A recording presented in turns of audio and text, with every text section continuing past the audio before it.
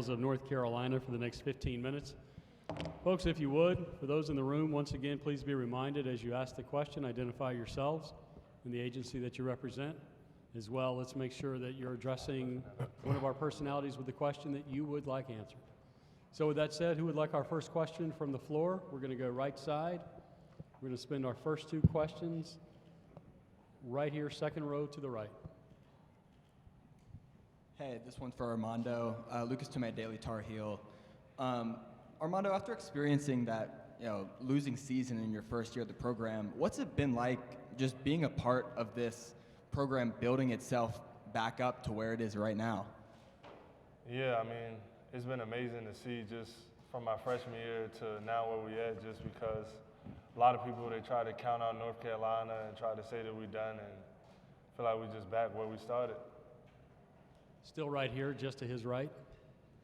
Yeah, this one is for Coach Davis, Shelby Swanson, Daily Tar Heel. I've been talking a lot to the other ACC coaches today about the expectations for you entering your second season. Starting the Georgia Tech head coach, you joked that if you guys didn't go 40-0, people would be disappointed. I just wanted to ask, what kind of pressure, if any, are you feeling going into this second season? There isn't any pressure. A number of people have asked, have we approached this year any different than last year? The answer to that is no. Last year, there were a number of things that we wanted to achieve and we wanted to do. 4 of them are always been a foundation part of Carolina. Even when I was playing, the 9 years that I was an assistant coach and now the 2 years as a head coach, we wanted to win the regular season ACC title. We wanted to win the tournament title. We wanted to get to a Final Four. We wanted to win the national championship. And so the reality is last year, we were 1 game away from winning the regular season title. We were 1 game away from playing the ACC tournament title. And we were 1 rebound away from winning the national championship. At the beginning of the year, as they opened up their lockers for the first practice of last year, there was a picture of the New Orleans Superdome in there. And so I wanted them to see where we were headed in April and the hard work and the preparation and practice that had to be put in place to put ourselves in a position to do that. It's the same approach this year as compared to last year. The only difference between last year and this year is the outside noise.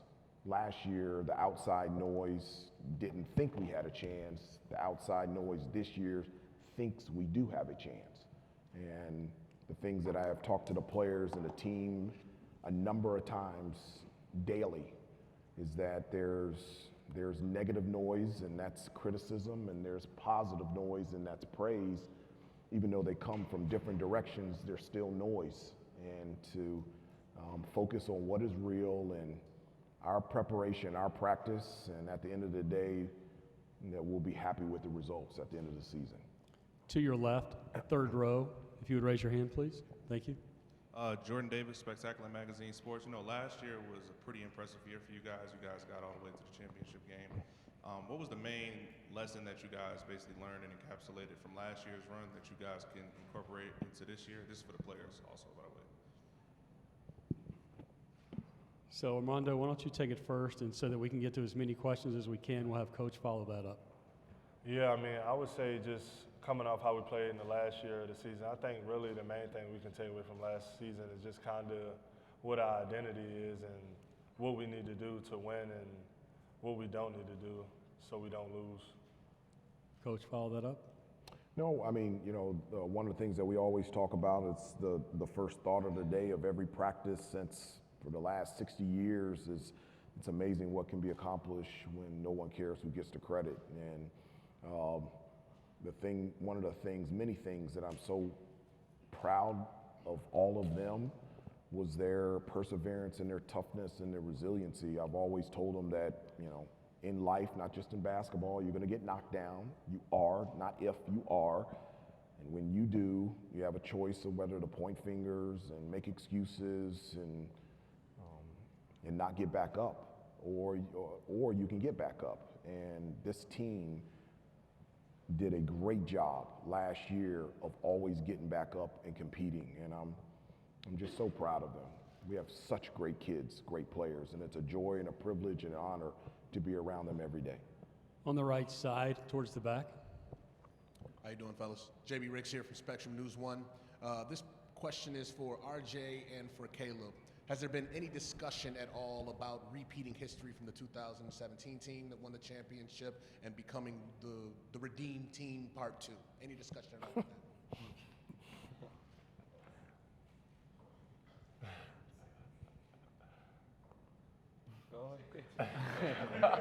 He didn't ask me.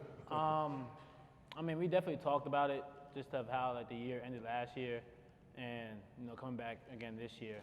I feel like me and Caleb, arguably, up there with the best backcourts in college basketball, and just the way last year ended and how we're approaching this year.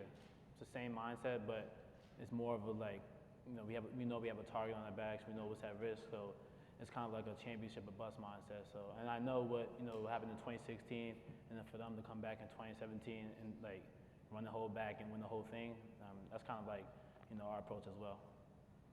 Yeah, I mean, we talked about it, just to piggyback off what he said, but we kind of want to write our own story, and this is a new team, this is a new age, so for us to go out this year and do what we got to do, knowing with that what happened last year, we're more motivated than ever. Same row, still on the right side towards the edge. Taylor Vipowitz, Inside Carolina. Coach, it's been 10 years since you came back to North Carolina to be a coach. Where do you think you've grown the most since that first year with when you were with guys like Marcus Page, Bryce Johnson, Joel James? Where do you think you've grown the most? Well, it's not necessarily where I've grown. It's an appreciation of where I'm at. I had always wanted to be a part of Carolina basketball growing up, and to think that I actually got to play at Carolina. I got to go to school and get an education at Carolina. After I spent 12 years in the NBA, my wife and I decided to raise our children at Carolina. My wife and I got married in Chapel Hill, and to think that for the last 11 years, I've been a part of this program, whether it's been 9 years as an assistant coach and now heading into my second year as head coach.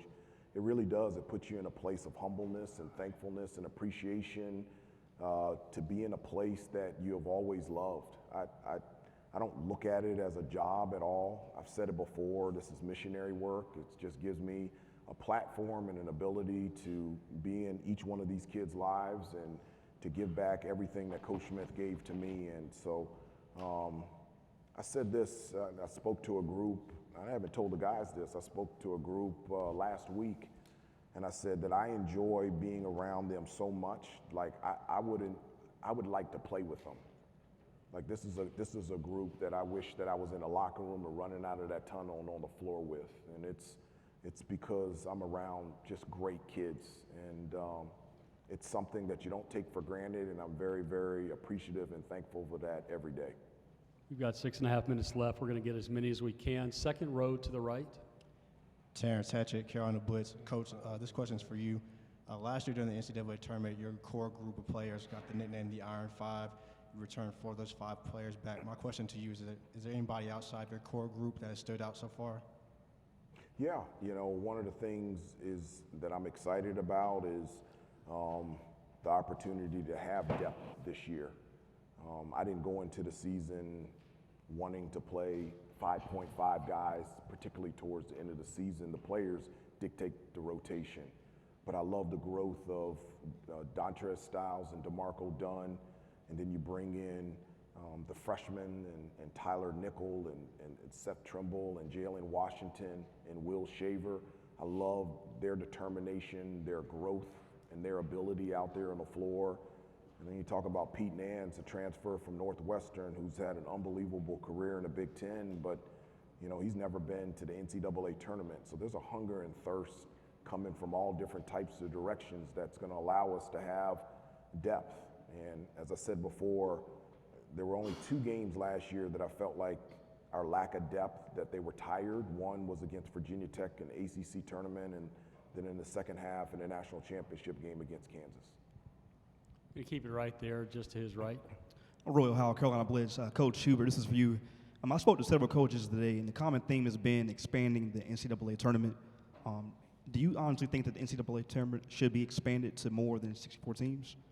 You know, that's something that I don't think about, and it's something that I'm not in a position to make those types of decisions. My job is to be their coach and to help this team become the best team it can possibly become. One of the things that I always tell the guys is focus on what is real, and what is real is us and our development and our practice and our preparation, and so that at the end of the year we can feel good about where we are. And so whether the NCAA tournament is expanded or not, at the end of the day, my focus has to be on this team, and that's where it is, and that's where it will be. Follow the aisle right up the center to the right. Trayvon Miles, ABC 11, right here.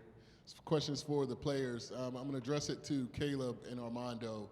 When we met with you guys over the summer, you guys were flat out, Caleb anyway, talking about championship or bust. I hear that same thing here today.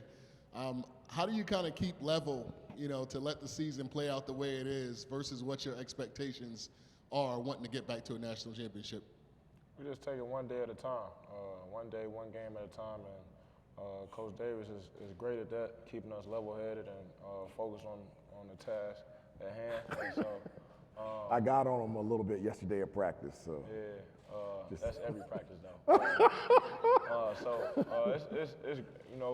It's not a challenge to us because even when going through the NCAA tournament, he kept us level-headed because we was on a high note, and each and every game. They were calling us Cinderella team, this and that. We lucky to be here, all that. Even going into Duke, they said we couldn't do that.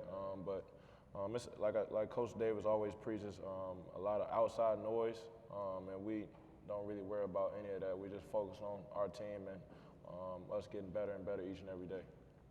Armando, that was also to you as well, I believe. Yeah, like what Caleb said, we're just looking at it one day at a time. Well done. Thanks, Armando. We'll clear another question towards the back on the left-hand side. Sir, please raise your hand. Thank you. Kevin Young from the three-point conversion. My question is for Armando. How important was it after you got hurt and the ankle injury? How important was it as far as getting back to 100% over the summer? Yeah, we got a great training staff, and they did a great job even with getting hurt in the Final Four game of just like helping me rehab. And in North Carolina, we got the best resources, so it wasn't that hard. But knowing I was coming back, it allowed me to not have to rush my recovery, and I just was able to just get in the gym and just work on my body and my ankles and everything day by day. And I'm in a great place. To your right, front row. Ross Martin, Inside Carolina. For the players, start with RJ. How is Coach Davis different this year, these first couple weeks, compared to this time last year? I wouldn't say he's different at all. He comes in every day in practice with the same energy, same passionate person that he is, and same motivation that he's bringing to the team. So, obviously we know this upcoming year is big for us, but that doesn't change who the person he is, his energy, and what he wants best for us. And I think that's what we all love about him, and that's why we love playing for him. North Carolina, thank you. Good luck this season. Okay, thank you very much. Folks, Clemson is due up next at 4 o'clock.